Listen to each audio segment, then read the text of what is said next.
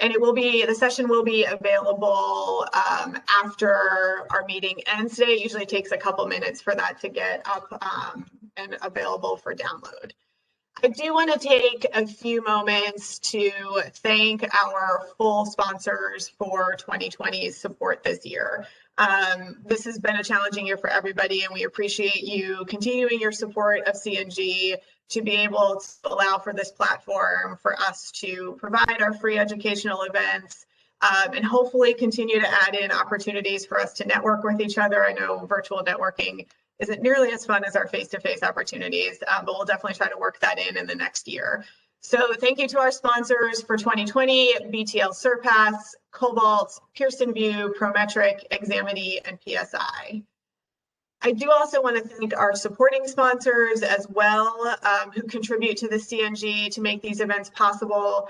That is the American Association of Medical Assistants, Dental Assisting National Board, Board of Certified Safety Professionals, BCSP, ASIS International, Construction Managers, CMAA, and HUMRO. So thank you all so much for your support of CNG.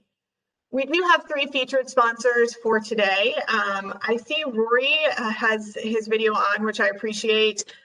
If Bob or the other Bob from Pearson and Prometric want to message me, I'll be happy to get you unmuted if you're not muted to do a little introduction. But Rory, let's start with you. Sure, thanks, Cynthia. And thanks to the members of the CNG board, and especially to Cynthia for all her service. Having served with her for a few of those years, I know the many hours that she's put into the organization. Just to everyone on the line, I'll keep this relatively short. Just want to thank everyone for the continued support of the industry and the community.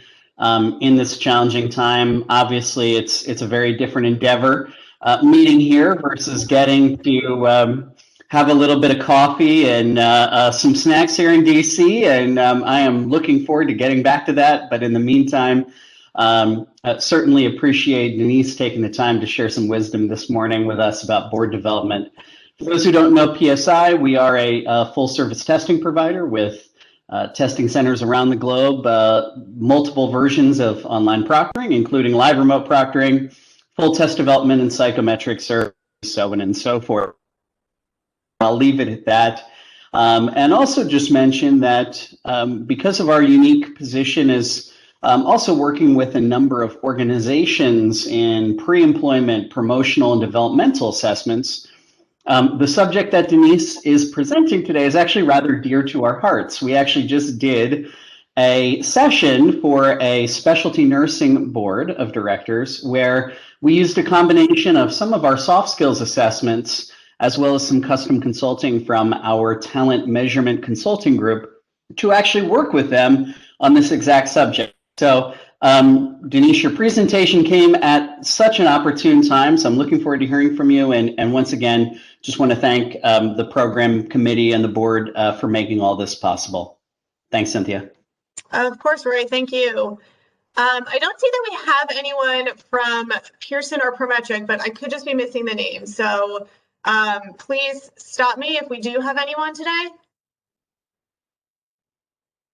You can also send me a chat, and I'd be happy to spare some time for you all to give a greeting to our group as well.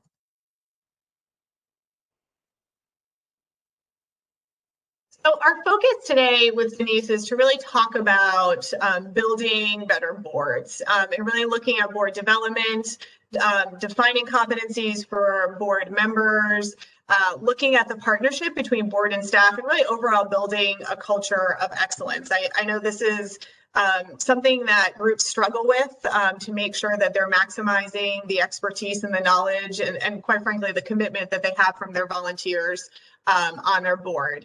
I'm happy to introduce Denise Bandel, who is president of Breakthrough Growth. Denise is a colleague of mine that I respect very much, so I'm very happy to be here listening to this presentation today. And I have not been able to attend your sessions in the past, so I'm particularly excited about this one.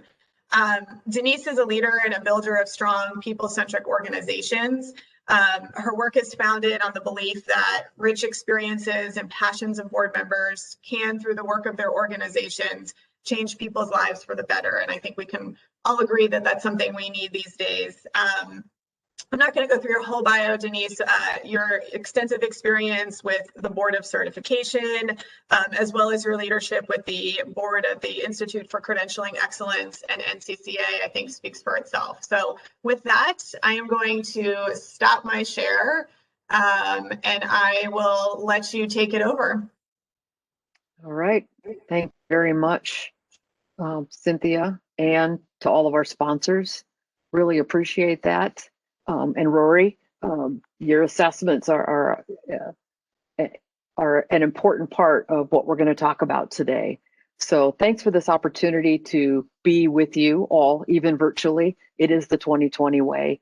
So we're just going to jump right in. And as Cynthia said, we'll have time at the end for any questions that you might have. So please use that chat feature.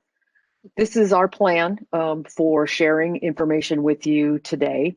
So we'll go over some of the basics because it's always about returning back to basics.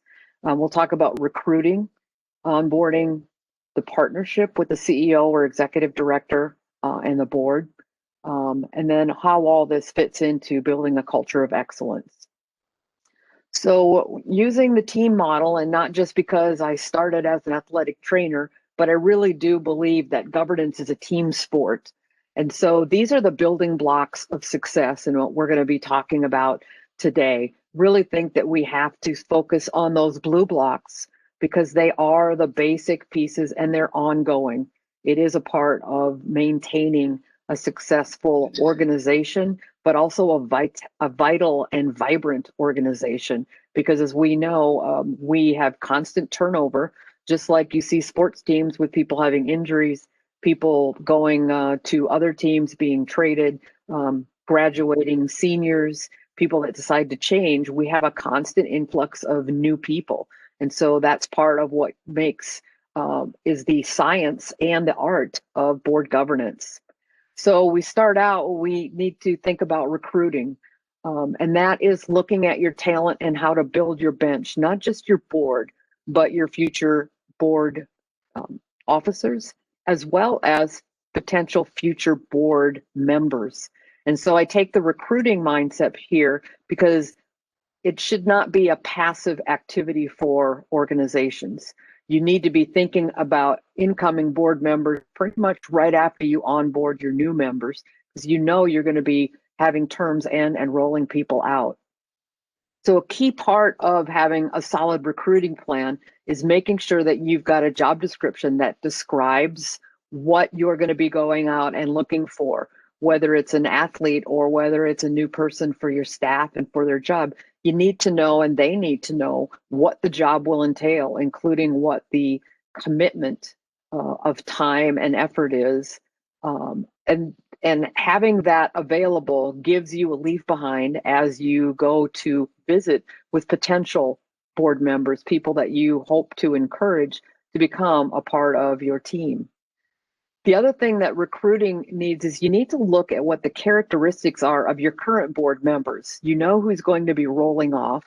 You know what skill sets, what characteristics, what competencies you'll be losing as their term ends. And so you need to also look to being able to maybe replace, or based upon what the content of the board agenda is, what your future strategic initiatives might be, you may want to look at additional characteristics that you're going to need.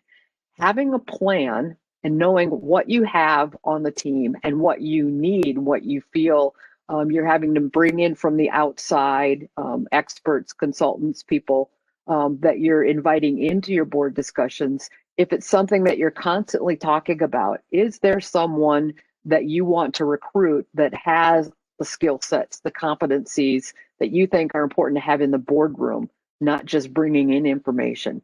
So you can identify those gaps, and now you have a plan that you can move forward with and say, these are the types of people that we're looking for. You know, we've got plenty of linemen, but we need some quality tight ends. We're needing to shore up our defense.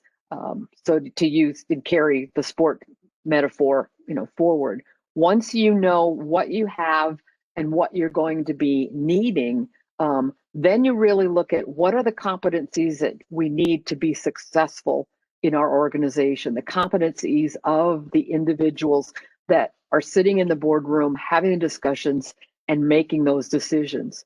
So when we talk about competencies, this is, I know, a very busy slide, but this is an example on the left column of competencies or descriptors that the organization feels would be helpful to have in the boardroom.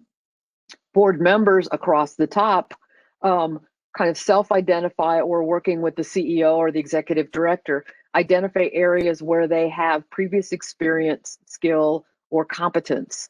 And so it very quickly forms up a little matrix that allows you to identify where you might have some gaps in your structure of different competencies. The other thing that we need to talk about in the boardroom, if it hasn't, is what are we doing about looking at having a good representation of diverse voices? Do we have equity in the ability to get to the board table? And also, how are we being inclusive? Now, the research will tell you, if you look at the Board Source published a Leading with Intent document, I think the last survey was 2017. And we know that the data says that a board that has a variety of opinions, has diversity, is focused on equity and inclusion, makes better decisions just by the benefit of having different experiences and different viewpoints. I remember being in a meeting with an organization where somebody very bravely said, you know, if we look around this board table, it doesn't look like our members. We're very pale, male, and stale, meaning old. And so if that's not what the membership looks like, that's what the organization looks like to some members and potential members, what it looks like to our certificates.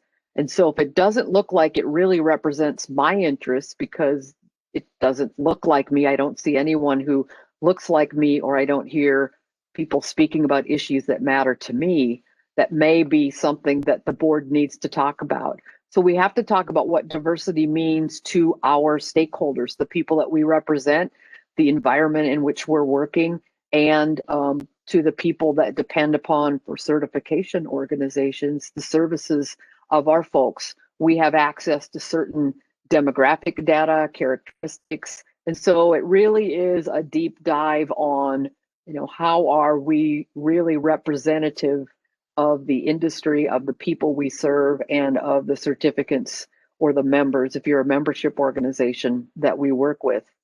And then we know that there are restraints and constraints on the ability to get individuals into the boardroom. And so if we can't necessarily get an individual to the board table as a voting board member, what are the things that we can do to make sure that all the different voices are heard in the boardroom? Remember, the board are the individuals who make the decisions and vote, but the board can invite in as many different people as they feel they need to be able to make decisions based upon the whole gamut of information that's important. And so part of recruitment means having this difficult discussion about what we're doing actively or what we're not doing to make sure that we have diverse input, that we're providing an equitable environment for everybody, and that we're being as open and transparent as we can to make sure that we don't disenfranchise any individuals who might want to be a part of our organization. The other part of what I mentioned earlier was about competencies. You know, what are the different attributes that are necessary to be successful on teams? We hear in the sports world that some individuals may be great athletes, so very gifted, but they have difficulties working with others. They're not good in the locker room. They're not good in the meeting rooms, and that they have a tendency to disrupt things, and for all of their talent, they're not a good fit for the culture of that organization, of that team. So the board needs to talk about what are those individual group and interpersonal skills that are important. And on the screen, we just have some different examples of what that could be, but the board needs to define that for itself. So this is what you're looking at. We need to look at people that are goal-oriented, that have empathy, that are open-minded, or we need people that have a strategic mindset. We need to be able to have someone in our group, not everyone, but somebody that has those skills to be conflict resolvers and consensus builders. And then whatever interpersonal skills that you have, these go into that matrix that we showed a little bit earlier. These are the things that we're going to proactively recruit for and screen before we bring individuals into the boardroom and start the onboarding and bringing them into the team or the family. So the board defines what these competencies are, and this is intentional recruitment now. We're saying we need individuals, we need them to be representative of this group, and they also need to have these competencies. We specifically are looking for this. It's very much beyond what the bylaws say is you have to have a public member, you have to have individuals that represent the certificate holders, there's certification population. So it's much broader than that, and it's much more intentional. You're putting together a plan for bringing the best people that fit the culture of your organization to the table to be considered as board members. Once the board has had those discussions, then that's when the board's ready to specifically put out a call for candidates. So not just that we have 3 positions open on the board, but we have positions open on the board or a position. And here are the minimum requirements. Those are the things that are set out in the bylaws. But then specifically, we're looking for individuals that have experience. Maybe the board is going to be looking at international certification. Maybe you're working in a different population, so you want someone who has more of a business experience. It doesn't say that's the only person you're going to be looking for, but you can invite them that if you have these additional experiences besides the minimum requirements, we invite you to apply because we've recognized that we need individuals with these skill sets. I've worked with organizations that specifically have said we need people of color, kind of that pale, male, and stale. We need people that represent the different populations that we serve, as well as that are part of the certified population. And so intentionally put that call out, and not that it wasn't met with some resistance, but it makes a statement to your potential leaders that you're intentional about wanting to have different voices and have a group sitting around the board table that looks like the population that it serves. So that call for candidates is beyond just what the bylaw requirements are. The other piece is then, do you have an application process? So you can have self-nomination, you can have an application that starts that screening process. You know, which of these characteristics do you feel you already have? And so you start to gather that data on the front end. You can also use it to see where are you getting most of your applications.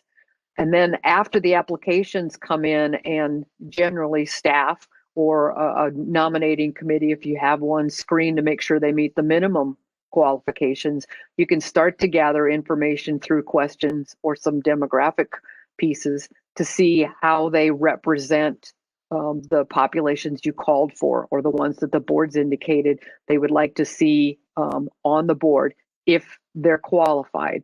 And so all of these things that you're recruiting for still are guided by the requirements that your bylaws have.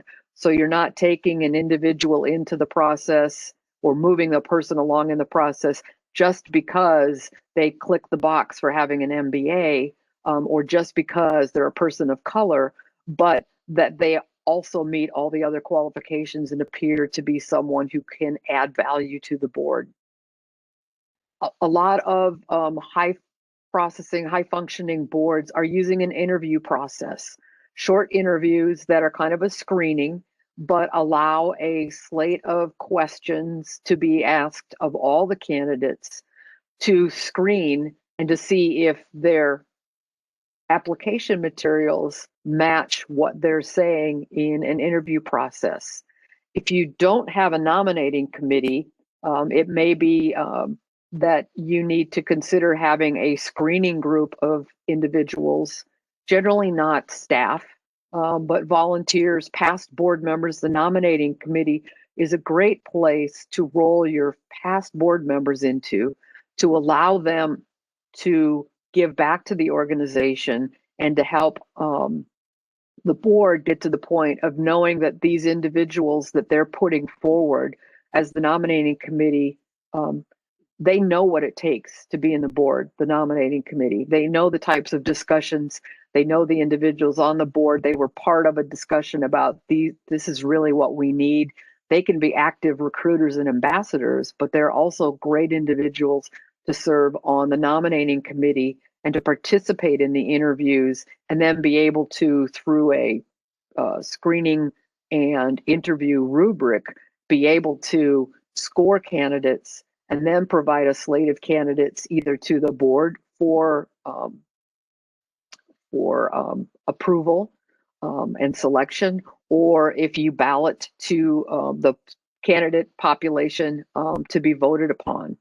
So use of a nominating committee, not just the board members, but leave the board members to make that final decision, is really a practice of the higher functioning boards and those that are implementing a more intentional system for recruiting and bringing on quality board members. So once you get the individuals into the organization and they are going to be new board members, it's not uncommon to hear them say after their first year on the board that becoming a new board member and learning about the organization was like drinking water through a fire hose. So there are some tools that we can use to try and help in our onboarding process. Board Buddies is one example. Assigning an individual who's currently on the board and that will be on the board for the full first term of a new board member allows a one-on-one relationship to be built between the incoming board member and someone that's already seasoned and understands the organization. That's the person that you ask the small questions of at the board table, like what does that acronym mean? What do I need to wear at the board meeting? How do I get reimbursed? But also, this seems like one question a new board member asked of their board buddy. It's like, it seems like this is a very emotional issue. What's the history behind this? Why is this so emotional for the board? So they're able to give some context. They're able to also coach that individual if they're not speaking up, to encourage them to share their viewpoints.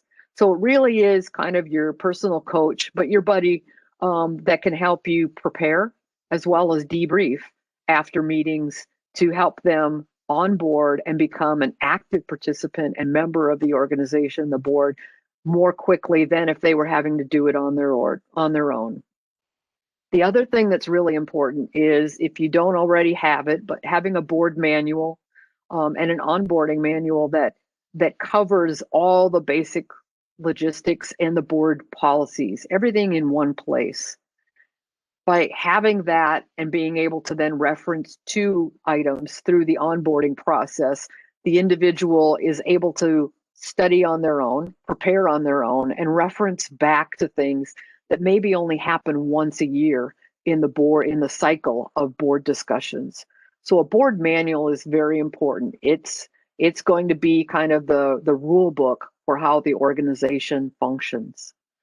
And then the other comment that we've received from new board members is, if there isn't an onboarding process, that we need to have one. But when you do have an onboarding process, is that if you can break it up, it's much easier to start to assimilate that. And you're working with their board buddy, they're able to take that information in and bring it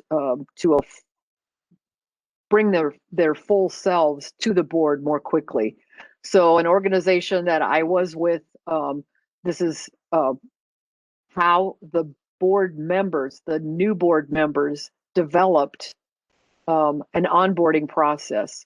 So this matrix is really the process of 3 years of new board members coming on and working with the governance committee of the board to develop an onboarding system. So you can see that they broke it up into 3 different sections.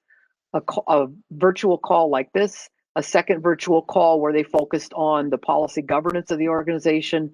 The third meeting was a face-to-face with finance, and then the ongoing education. So by breaking it up, what you're able to do is to focus on the things that matter most early, and then be able to talk with your board buddy, then take another bite and focus the information not on a wide variety of activities, but very specifically on one of the major competencies of the organization, and that's how to govern and what governance means. And then finance. We hate to see the deer in the headlight look at folks that are looking at their first set of balance sheets and statement of activities. And so providing the time to give them a little finance 101 and be able to sit down with your finance director or maybe one of your board members who has a finance background to take them through that process and allow them to ask questions so that everybody's on the same page is really, really critical. So the other part of onboarding is building a culture of engagement. Every individual that comes into the boardroom learns differently. And if you don't know how they learn, it's really difficult to get them to engage. So having everything in paper and having everything face-to-face and everything in one big bite might not let someone who processes things orally give them enough time to really get into the data, get into the information, and be able to contribute. If you've got someone who seems not to be paying attention at board meetings, they're always doodling and drawing, know that that's probably a person that's a little bit more tactile in their learning, and that doodling is not paying attention. It is helping them process information. It's not uncommon for that doodler to be the person that says, okay, I have a question, and to have some very insightful questions and observations. Other people need to be able to move around. They're kinesthetic learners. So being able to have an opportunity for them to get up and move around through the meeting, or having rules that say, if you need to stand up during a meeting. We don't have to be sitting down all the time, or having times where they might be a scribe on a large Post-it note or a whiteboard in your meeting room. That's the person that needs to write everything down and is constantly taking notes. Even though you as a staff member might be taking notes, that's how they learn. But understanding how people learn, and then having everybody aware of, I'm not doodling and not paying attention, this is how I listen and process information, is really critical. So we've used learning style inventories, and then we make those public to the other board members so that they understand that if this is a person that processes through talking, they're not just talking to hear themselves, they're also processing. And the doodler is processing, and the person that's constantly moving around, they're processing information. Just understanding that this is an activity that's actually helping them stay engaged goes a long way to helping the board understand each other at a different level. The other part of engagement is how you construct your agendas. So if you're a staff member and working with your board chair, how you put that agenda together.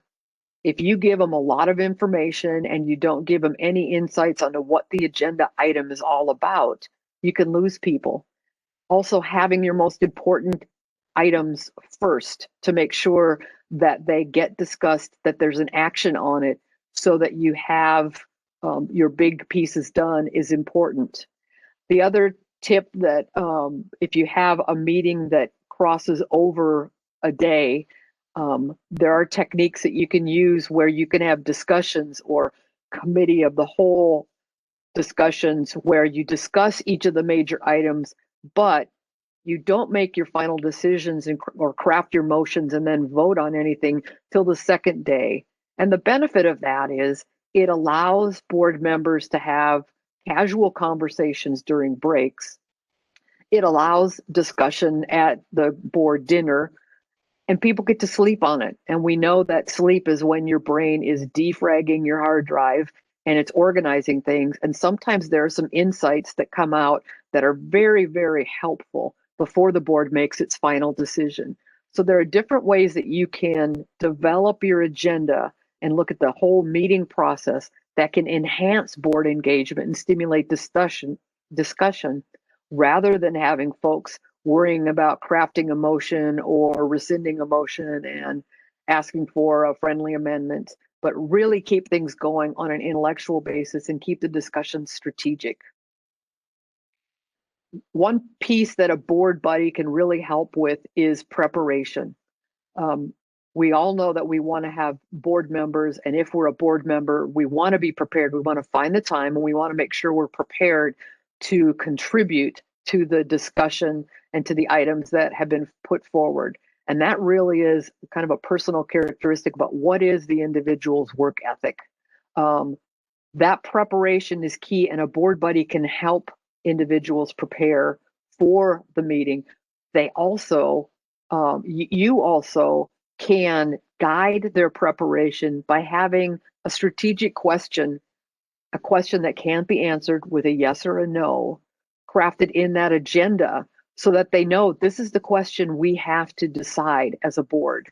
Not this is, something on psychometrics or staff benefits or, whatever the information is. There needs to be a little bit more context about why the board is discussing this. And so helping board members prepare increases engagement. Another tool to use is to have a board champion for the different items. A board member who prepares, understands what the question is that the board needs to decide, and guides discussion if they have the skills to facilitate discussions among the board members. And just that action of assigning them as a board champion to that issue increases engagement. Every board member knows they have an area that it's not necessarily theirs, but it's their responsibility to make sure that the board has the information it needs and that the discussion is full and robust so that the board can make the best decision possible. And then probably the most critical piece is that there has to be some sort of an assessment of the engagement levels of the board, and are we meeting the rules that we've set up and the things that we really need to do as board members so that we can hold ourselves accountable as the board and we can get better. So it's like looking at film the day after a game, which blocks were missed, which shots were not taken, did you not make the pass that you could have, and why didn't you, and how can we get better at doing that? And that's a part of a culture of continuous improvement. I think I missed one slide. Nope. Okay. Having wanting to get better every day, wanting to have the board get stronger each month, each year is a board responsibility. It can't be just the staff that's working on this, because governance is the board's responsibility, not the staff responsibility. So if you haven't ever performed a governance audit, you can have people come in to do that for you, or there are tools that we can help you with that allow you to do a governance audit and just make sure that you are doing everything that you're supposed to do from external groups, IRS, legally what you're supposed to do. But to make sure that you're doing the best job you can as the governance unit. Making sure that you're constantly looking at your strategic plan, not redoing it, but looking at the strategic plan and keeping it front and center in the work that the board is doing, because the majority of the board's work should be strategic. And then also board assessments. The board as a whole is generally the easiest way to start, and then work into, if you're a more mature organization, actual individual assessments. So when we talk about board assessments, what we're talking about here is something that we can do very simply before the board meeting is over or before the board call is done, that we have a series of questions that we just quickly go around the room and ask. Did we provide strategic leadership by focusing on our key goals and priorities? Did we obtain input? Was it just us talking to ourselves, or did we actually have some input from the outside? Was there, did anybody feel like they couldn't speak up? Did we encourage that diversity of viewpoints? Were we future focused, or were we going back in the past and talking about history that's not changeable, but we want to learn from? And then did we stay in our lane? Did we stick to the board's role in governance? Did we seep into management and start doing staff work? Or did we do the work of another organization that we have no control over? And then did we make decisions collectively? Was there consensus? Did everybody contribute? Not that we have to have unanimity. You don't have to have a bunch of 9-0 votes, but did we make the decisions collectively as a group? Because we know then once the decisions are made, we have to go out and support it. So these are very simple questions that you can ask on a call, since we're all doing things virtually, you can ask these questions on the call and have a show of hands or, thumbs up, thumbs down. And if there's a thumbs down, if somebody wants to raise a point, that building that culture of sharing, I thought maybe we could have done this better. Tell us a little bit more. Everybody hears it. Everybody learns. There aren't any sidebar conversations going on out in the, chat bar that are exclusive or out in the hallways when we get to meet face to face again. But that we are building a culture of trust and we're sharing that information amongst ourselves. So building a championship caliber board team really means getting to the point where we reload, we don't rebuild. And we do that by making sure, and I have worked with organizations where they don't have term limits. That makes it very difficult if you don't have something in the bylaws to remove somebody that's been on the board for 7-8 years, is a little burned out, is not contributing, is not positively impacting, and maybe they just don't know how to say, I need to move on to something else. They don't want to quit on anything. So having term limits, number one, helps us to look at what we are needing in terms of recruiting, but it also helps provide an influx of new ideas, new perspectives, and bringing in fresh ideas. If you don't have, and if you don't talk about removing non-performing board members, you're really setting yourself up for failure. And just like most rules and most special clauses in bylaws, they get written and you could probably attach someone's name to them. And you probably are an organization that's had one of those individuals, and it's probably one of the most painful things an organization can go through. It can really get toxic, and it can really slow the success of an organization down. So having some sort of a process about removal of folks and who does that is going to be really important. This removing a non-performing board member and having those discussions is where the board chair and the board officers really come into play. It's not a staff discussion, a staff to board member discussion. This is the governance of the board, and this is really where you lean on your staff lead or your board leaders. And then building bench strength is really the key. We've seen it in professional sports and college sports here as they've been playing through COVID. What does your bench strength look like? If somebody is unable to participate, or they are a senior and they're graduating out, who's going to fill in that spot? Who's going to be next? And this is where your committees and task forces and things hopefully are a feeder system for potential new leaders. If the individuals you have on your committees are really good doers, but maybe don't have those competencies for being strong board members, then maybe what we need to do is to build in a system where you can do some auditions and tryouts. You don't have them logged into a 2 or a 3 year committee term where they can, cause harm. But what you do is you create task forces and working groups, and you're able to invite individuals in that may be board members or former board members that are on your nominating committee have seen as potential rising stars in the organization, in the community, as the ability to bring them in and see how they work with others. The most important thing is probably what their sandbox skills are. Can they play well with others? Do they share their toys? Are they supportive? Or are they somebody that's going to try and tear things down?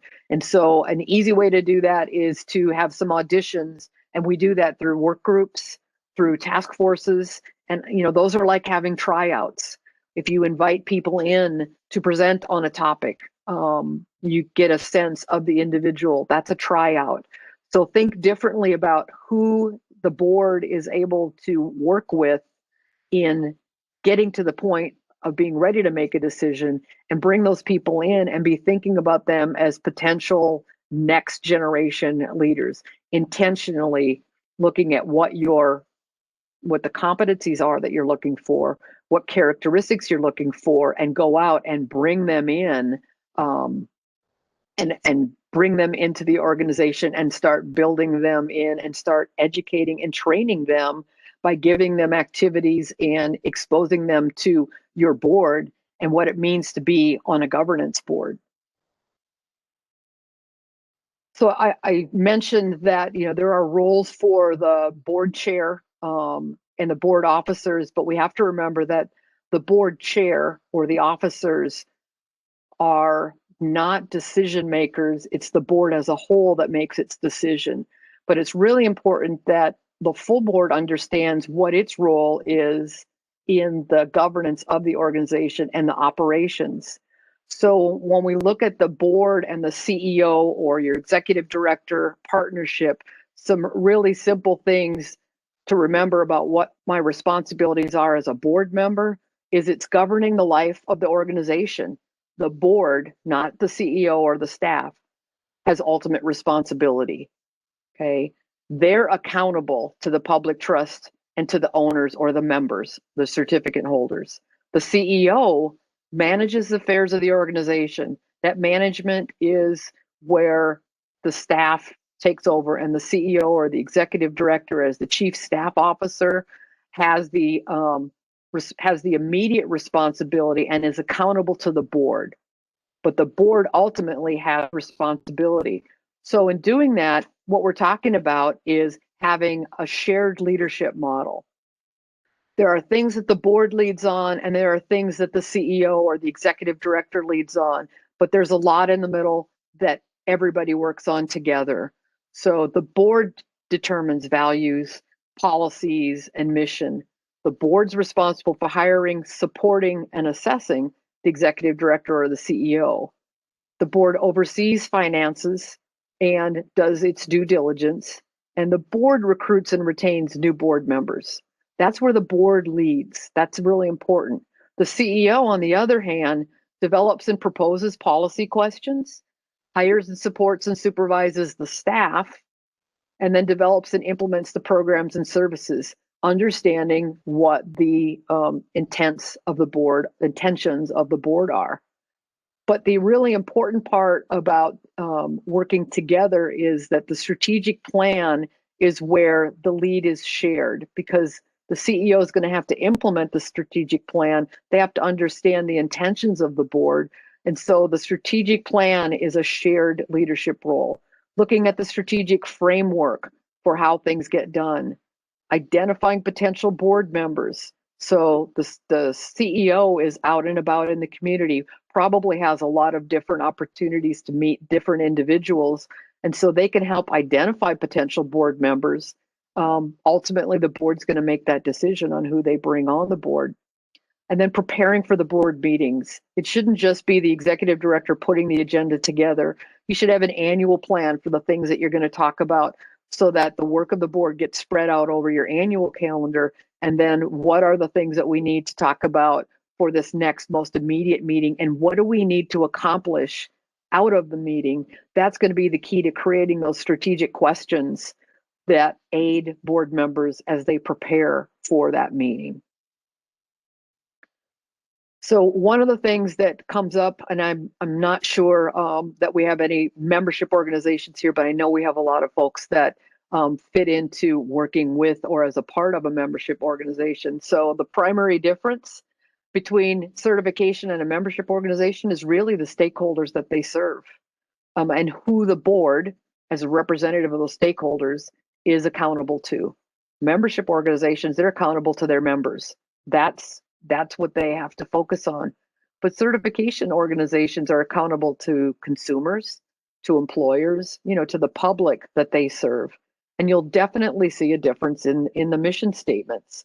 And so using your mission statement as a driver for what the organization talks about and what the focus of the board's decisions are, if you look at the mission statements, you're going to see who the organization's board serves.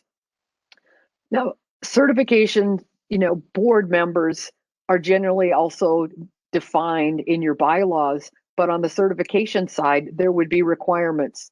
If you're an accredited organization, you have a requirement of having a consumer member, a public member, at least one. Most certification programs are working toward that, even if they're not accredited. The board of a certification program, certification organization, has to know with their decisions, is it in line with the bylaws? Yes, but is it also in line with accreditation standards? Can we do that? And if we can't do that, why? Because that's going to be important to explain to its certificate holders about why it can't do things, or committee members who are bringing ideas forward.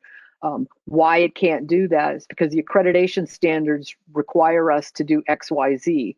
In discussions between a certification organization and a membership organization, when they don't understand why a membership organization says, you need to do this as the certification part, it's like, we can't do that. What do you mean you can't do that?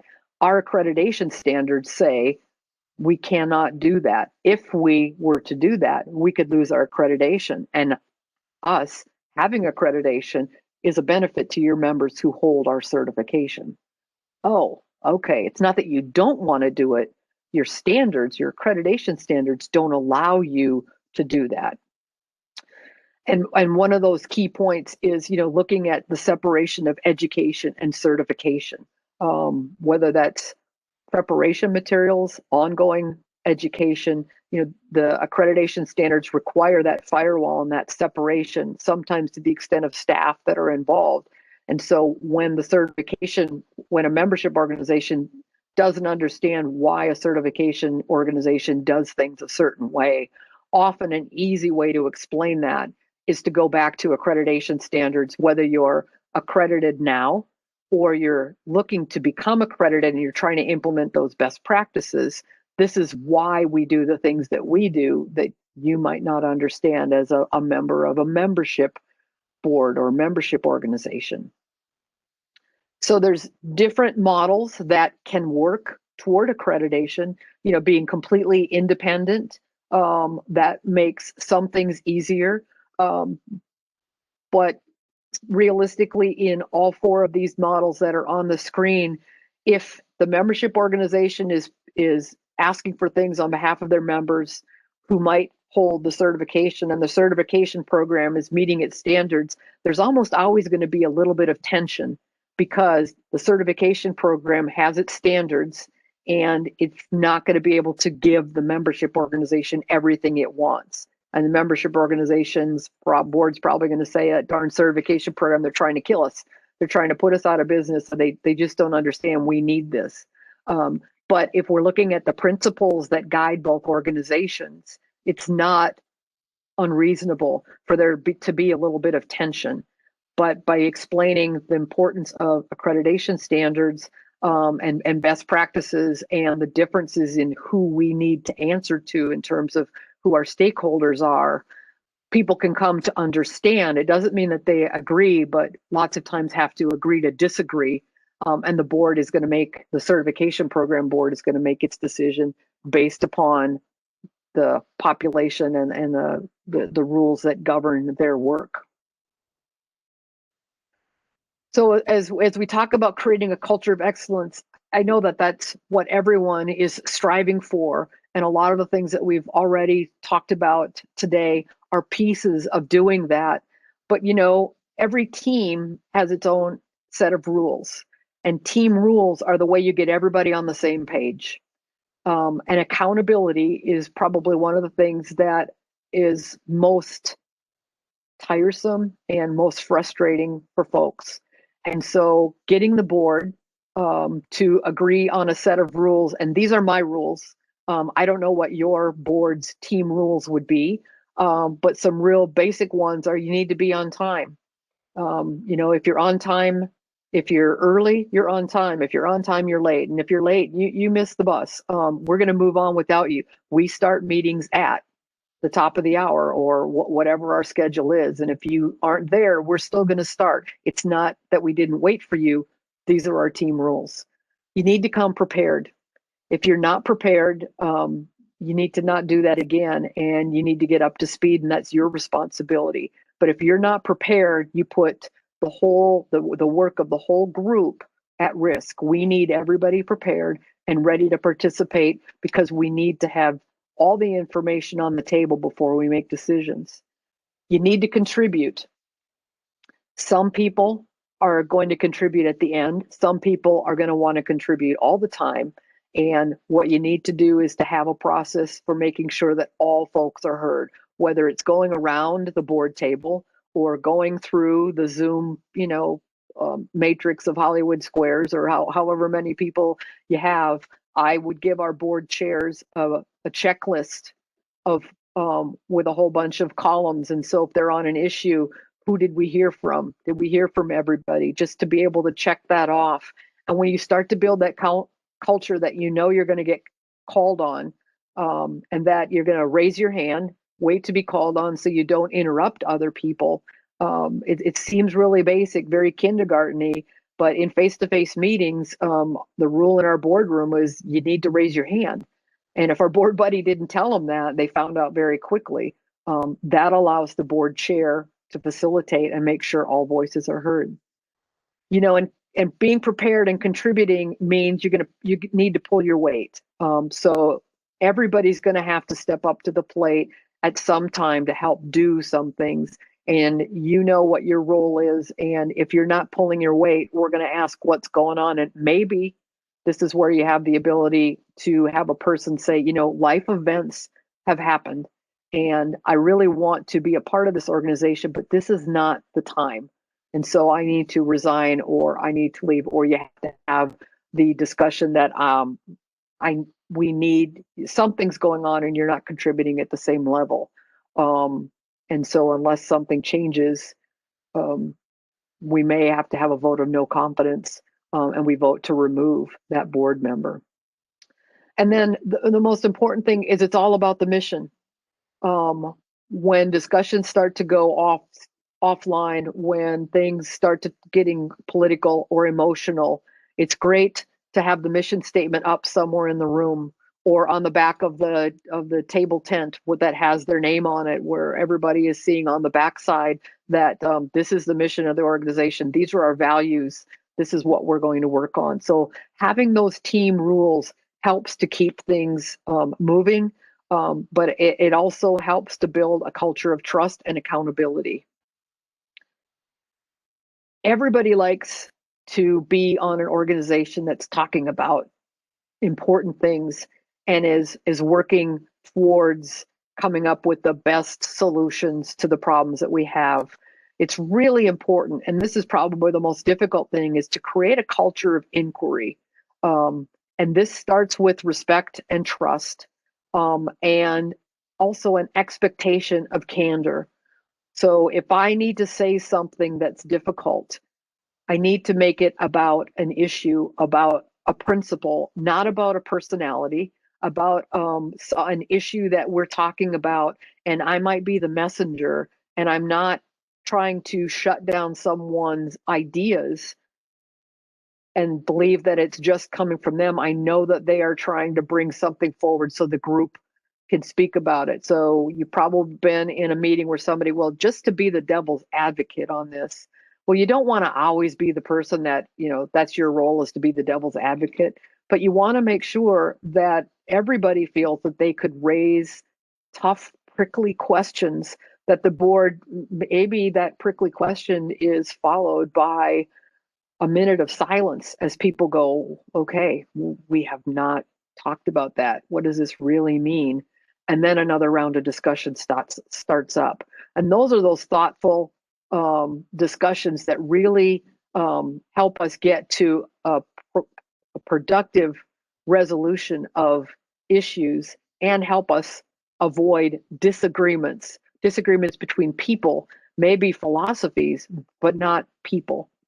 And it also means that you have to have a willingness to address poor board behavior that can be negatively impacting the board. So that means the board buddy and or the chair, maybe during a break, have that sidebar conversation with someone who might be disruptive and say, what's really going on here? This behavior that you're exhibiting is not productive, but you have to address that early on, and that's where the board buddy, bringing a new board member on, can be really helpful. And probably the most important thing is making sure that this becomes a routine. You have to proactively and intentionally develop a routine where you can practice all of these skills and behaviors, because it's through practice that the whole group becomes better at it. And that's what makes the good board better. And that's what we want it to be. And that becomes the board that everybody wants to serve on, because they have great discussions and they get the important work done. And that's really a great recruiting and marketing tool for people to be able to come on your organization. If you're known as the group that gets things done, that has fun working hard, that's a nice brand to have in these times where people are asked to volunteer a lot of their very precious free time to be able to work together. And part of that means celebrating success. Boards are usually future focused, and they're often focused on the issues of the day, and they're bombarded with the things oftentimes that might not be going as well. But this is the time of year where, we always have our annual look backs. But even in your meetings, mid-year or quarterly, take a few minutes at the beginning of that meeting and say, okay, just want to talk about our accomplishments so far this year. Although we're looking forward, just, the rear view mirror, the picture in the rear view mirror looks pretty good. It's not chaos back there. It's actually all of these accomplishments and these stepping stones that we've been able to use to get to where we are right now. So you have to celebrate success and make that a part of your culture. We know the ultimate goal is to, have that trophy to achieving our strategic plans, but you have to make it intentional that you're going to celebrate success. In working with boards and all the boards that I've been on as a board member, and also those boards that I've been able to lead as a board chair and also as a CEO, this really rings true that a good board is a victory. And it's a victory hard won sometimes. But boy, once you get that culture of championships and you're reloading, not rebuilding, it's a great organization to work with. So with that, Cynthia, I think we're ready for questions. I'm not sure where we are on time. Great. Yeah, no, we have plenty of time. Thank you, Denise. I was taking feverish notes, so I definitely have some questions for you. I do want to open it up to a question that we had in the chat from Beth. She had a question on, do you have any other suggestions for where former board members can be placed?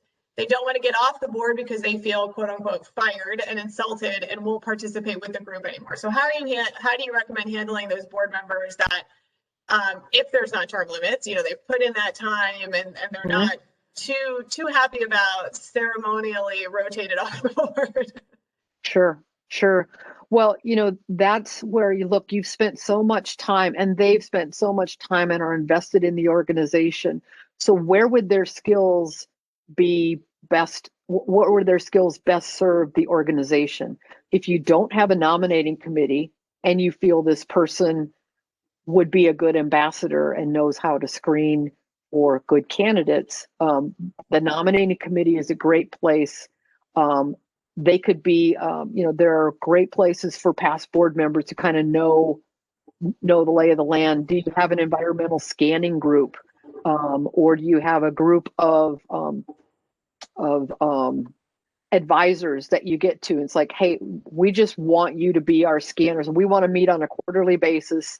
And here's some things that the board is talking about. And if you see or hear anything, we're just going to get together and we need to get your input on those types of pieces. If you don't have a history group, past board members are a great group to start putting together a history of the organization. They can also help, provide some information on the, I guess I need to stop sharing if you're going to see my whole desktop. They're the ones that can provide information on what decisions were made, what were some major pieces, and then providing some context, because that can become a really good tool for helping to build your culture and to explain the context behind, there are some issues that just keep coming up on every board's agenda. It's like, yeah, we talked about that last year. Yeah, we talked about that 2 years ago. It's like, okay, well, it keeps coming up. So why does it keep coming up, and why hasn't the board made a decision? Well, here's the historical context of it. And they can do just little historical pieces. So that's just a couple off the top of my head where past board members could be used to help serve the organization, but maybe not in the boardroom. And that work then can be reviewed and working with the CEO, putting it into some sort of a part of onboarding, orientation, or just celebrating the organization and a little bit more on your About Us page. They can write, blogs, different things. Great. Carla asked if you have any recommendations on where people can find a checklist or an audit for their board. Governance audit, I'm guessing that's referring to, maybe or perhaps even an evaluation. So do you have any tips on where those any availability on those? Yeah, I mean, if people want to send me an email, I think I can put that last slide back up, but it's Denise@bt-growth.com. I can share some different resources with them. There's a variety. If you Google up organizational audits, governance audits, there are some tools you can pay for, but there's also some examples that folks have shared, and I'd sure be happy to share some of that information. Great. There's a question about the representation. So from Brett, since certification boards are accountable to the public versus the membership, is there a risk if you look at the composition of your board and see that certified population representatives outnumber organizational, public, or consumer representatives? Well, look, if you're an accredited organization, you're going to have minimum requirements in terms of representation from the public. But this is a discussion that the board should have. Like, do we have mechanisms, and are we hearing the voice of the consumers of the services of the population that we certify? So if you have a mechanism, then you'll probably be okay. I don't know of any accreditation standards that look at having a 51-49%. It's really the discussion that the board has about why we want 2 public members, or our folks work with physicians, and so then they work very intimately with them. So we want a physician representative, or we work very much with these other colleagues. So we need somebody that has a background in government regulations. because we have to meet those regulations. So that's the intentionality of what do we need? Do we need it in a board seat, or can we bring that in a different way? Okay. Just for everyone's notice, Buck, thank you. Buck put in a resource in the chat, so feel free to take that from the chat box. NACD has some resources for board members, as well as looks like a certification for board members. So go ahead and check that out. We have a question from Alyssa.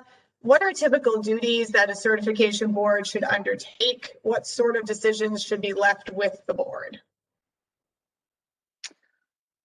Well, I mean, the certification board is the accountable group of individuals to the public. Most certification organizations probably have a set of bylaws, and in the bylaws, it's going to outline what the responsibilities of the board are, versus if you have a staff person, the management, the day-to-day operations. But the board sets policy.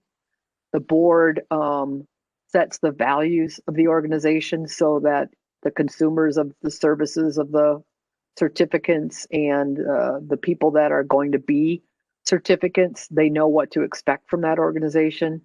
Go back to that shared leadership. The board hires the CEO. If you have staff people, they set the policy. They're the ones that set the mission, vision, and values of the organization versus the day-to-day operations. So your bylaws start to create that, and really, there's a great chapter. There's a few great chapters in the ICE governance handbook, but just talking about the basic requirements of what governance means for the certification board. If you look at accreditation standards, it really talks about what the role of the governing body is. Great, thank you. I had a question for you, Denise. You talked about kind of in the board evaluation area, going through some questions and giving thumbs up or thumbs down on did we do this? Did we think strategically? Did we kind of hit our checklist of how we should be behaving as a board? Is it important that board feedback, board evaluation, or self-assessments, anything that they're doing to kind of say, yeah, we're hitting our mark or no, we're not? To build that culture of trust, is it important to keep those comments and that feedback open rather than anonymous? I think a lot of groups, are probably have an annual evaluation that happens, but it seems to me that there would be some work to build that culture where someone could say, hey, I think we totally missed our mark here. We really need to work on this, and this is why this is a problem. Right. Yeah. And that's why I think it's important in building that you start real simple with, hey, did everybody contribute? What are those basic things? And the board develops those questions that they want to hold themselves responsible to. So you start out simply. Then you can use simple tools like post-meeting evaluations. The SurveyMonkey goes out. It's anonymous. And people can put their comments in, and then the board chair and the CEO can look at the comments to those questions. You can have rating scales, so you have some objective measures of, okay, we were a 4 on a 5 scale on this, and all of a sudden we got a 3. So what happened at this meeting that might have contributed that? And you bring that survey back at the next meeting, and that is part of board development, and it gets discussed. Somebody might say, okay, well, yeah, I put that comment in there, and this is what I was talking about. Another person might not claim the comment, but everybody hears it. So it's not just the CEO and the board chair. I think building the culture of trust is also sharing everything openly amongst the board members. And if you can get board champions that are willing to step out, especially your board chair, and say, well, I didn't do a good job of including folks, so I know I've got to do a better job. That leading by example and having some of your other seasoned board members that are champions for this assessment and trust culture can help to make it safe. And and then you go out afterwards, and that happened in the boardroom. It's about behaviors. It's not about people. And that is a delicate balance, but you start simple You don't go right from, okay, well, we're going to do a 360 evaluation on every board member. And so you're all going to evaluate each other individually. It takes a while to get to the point of being able to implement a 360 evaluation. And that's a real high functioning board, but you can make a huge leap in productivity and trust by just starting small. And the chair or some of the officers need to lead that transition. But Okay. it's transformational when you get it. We have another question from Brian. Could you talk a little more, about those non-performing board members, which is probably a pretty delicate subject. How and who should board members be graded, and are there evaluation frameworks you suggest? So, when you have those non-performing board members, how would they be graded? How, who's determining that, and how are you kind of dealing with them or evaluating them? Yeah, it's a tough discussion to have. And so in the orientation and onboarding process, if you don't have a commitment to serve, if you don't have a job description, it's tough to go back to those documents if you don't have them. But to say, okay, the time commitment is you committed that you were going to be prepared, or you're committed that, you were going to be on all the calls, or you were going to be on 90% of the calls. If somebody is missing meetings, that's something they committed to. So it's like, hey, you haven't been able to be on the calls. That's one of the pieces of commitment to serve. Let's have a discussion about why you're not able to engage in the board calls. Has something happened in your life? And maybe this is the time that you say, hey, life's happened. And I can't. If they go, I don't want to be part of that, you say, well, we could just say that life has changed for you and you've decided to resign. You don't have to fire them. First, you give them the option to resign, but the board chair, after discussion and coaching, hopefully with the CEO or the executive director, can have that call. Some groups like to have the executive director on the call with the board chair, just for that third set of ears and validation. But that's where your board chair or officer, if there's a conflict with the board chair, then of course you need somebody else. And your board buddy can help a little bit too. Hopefully it's not happening early on, but you have that discussion. And then if you have the process in your bylaws or in your board policy manual about removal, then you just follow that policy.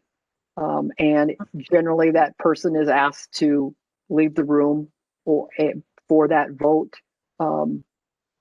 It depends on how you lay out your policy, but it first starts with setting the expectations and the accountability, meeting attendance, participation, being disruptive, and you don't wait too long to get to the point where it's become so emotional for everybody that it's tough to pull the trigger and it really blows up. It becomes, a landmine in the boardroom and sets the whole group back. So it's really about looking at those behaviors, having discussion with your board chair and the individual about those behaviors and trying to find out what's going on behind them, coach them to get better, and then move forward. I mean, I've been with organizations where person went through a whole interview process, a whole behavioral interview process, did such a great job, got on the board. They absolutely had an agenda, and that agenda was apparent right away and had to be dealt with, and were not reappointed, asked to leave their first term early. So you're still going to have those, but that's where you have the discussion ahead of time as part of your governance committee about how you would handle those, because all of those rules get made because it's generally happened ahead of time. So, and it's a tough one. It comes with the accountability and commitment. So what are we going to do if one of us or somebody new coming in just doesn't fit and is disruptive? How do we want to handle that? You have a full group discussion and you document it and say, okay, you want to write up a policy on that? If you don't have a policy, and you write it out. So you have the difficult conversation about what if this happened? Yeah. We still have some questions coming in. Thank you all for the questions. These are great and really help us kind of dive deeper into this subject. So another question, what are your thoughts? This is from Diane. Diane, I think I know what you mean here, but if I miss this, go ahead and unmute yourself or open it up for more information in the chat. Diane asked, what are your thoughts on minimum and key elements for the board chair? I'm not sure if it's minimum requirements, minimum terms, minimum time, but I'll let you start there, Denise. So if your board chair is elected from outside the board, that's the best practice is to have the board chair elected from within the board so that the individual is a known quantity to the board. Because as a chair, depending upon how your board defines the roles of the chair, in the bylaws that you start out with, it probably says they chair the meetings, that they help evaluate the CEO. So in your job description, you've got your minimum requirements as a board member, but then the board needs to say, okay, what are the minimum requirements and what are the responsibilities of the board chair? If you think about meetings and your organization, is it just that they have to facilitate board meetings and meet weekly with the CEO? Or do they have other responsibilities? The smartest person in the room, or the one that has the greatest ideas, might not be the best person to put in the position of chair. If the person is not a good public speaker, but they're a great thinker and facilitator, you don't want to put a person in a public speaking responsibility as the spokesperson for the organization if they don't have that skill set, because that's going to reflect badly on the full board. So you need to, as an organization, say, what are those minimums that we have as a need for a board chair? And hopefully, you develop that consensus with past chairs coming in saying, I wish I would have known this, and that becomes part of your development plan for future board chairs. Naturally, people start to see who the leader of the captain of the team is, and they assume those roles, and then they're elected by their teammates. But just because they're the leader of the team, you've got to look at what other things you're going to ask them to do. If they, for example, I'm thinking about a chair that I work with early on in my career, was just not a good public speaker, didn't think well on their feet. To put that person out in front of an open mic, it was a disaster. And then you don't want the CEO correcting the board chair, because then it looks like the CEO is really, just a marionette or a puppeteer, and the board members really aren't doing anything. So you really have to have that discussion about what you want your board chair to do, and to have that frank discussion about who best serves, what are those characteristics and skill sets that we need to develop amongst all the board members, because ultimately everybody in the boardroom should have at least the basic skills to chair a meeting, not just the chair and the co-chair or the vice chair. But everybody should be able to run a meeting and know how to put an agenda together with the CEO and do those things. So I hope that's what Diane was trying to get at with her question. I answered it. So we have one final question from Linda, and then we'll open it up for announcements. Could you discuss boards that are elected by the general membership? Too often it becomes a popularity contest versus bringing on the individual or individuals with the skill set that's really needed. Any ideas for moving an organization beyond that approach if they are reluctant to alienate members by changing their practice? Yeah, it is difficult. And the first thing you have to do is you got to go back to the bylaws. So if the bylaws say that the board's elected by the membership and you think that it needs to change, then you're going to have to make the case for why that needs to change. Best practices are moving towards having a nominating committee that knows what the job description is for a board member, and that in place of the general membership voting, the nominating committee is the group that takes the applications, screens, and presents a slate of candidates to the membership to affirm. That would be the way to migrate from a general election where someone could come in and be the most recognizable name, win a position on a board, and hijack the agenda or the strategic plan of an organization. So if you don't have a nominating committee, empowering the nominating committee to act on behalf of the membership and to do that screening, and then have them have the systematic way of evaluating people that fit the job requirements and meet the needs of the organization, that step-by-step process would be the way to probably most quickly migrate around a bylaw requirement that says there has to be a vote. You could just create the nominating committee. Great. Well, thank you so much, Denise, for speaking today and sharing this content. I can tell from the questions there's a lot of thought here. I do want to take just a few moments before we end our session to, again, thank our sponsors who've made these events possible, particularly our highlighted sponsors for today, which were Prometric, Pearson, and PSI. I do also want to do a shout out to our volunteers. CNG is a completely volunteer-driven organization, and it takes the work of, as you all know, working with volunteers, it takes a lot of hard work to pivot when a global pandemic hits, and then also to continue things and plan events and kind of coordinate all the logistics. So thank you to our program committee members, and thank you to our board members who put in so much time to this organization. I'm going to share my screen again quickly. Hopefully that will work. We are obviously getting ready for the 2021 CNG season, to keep Denise's kind of athletic analogy going forward. Our first event will be in January 2021. The date is being finalized and it'll be posted shortly on the website. And we'll be talking with Amy Jauman around getting the most mileage out of your social media content, which is certainly an important topic before COVID and now even more so. Let me pause for a moment and just ask all of our CNG members if there are any announcements that anyone has. Let me open up my chat, and if there are any announcements, I'd be happy to get those out.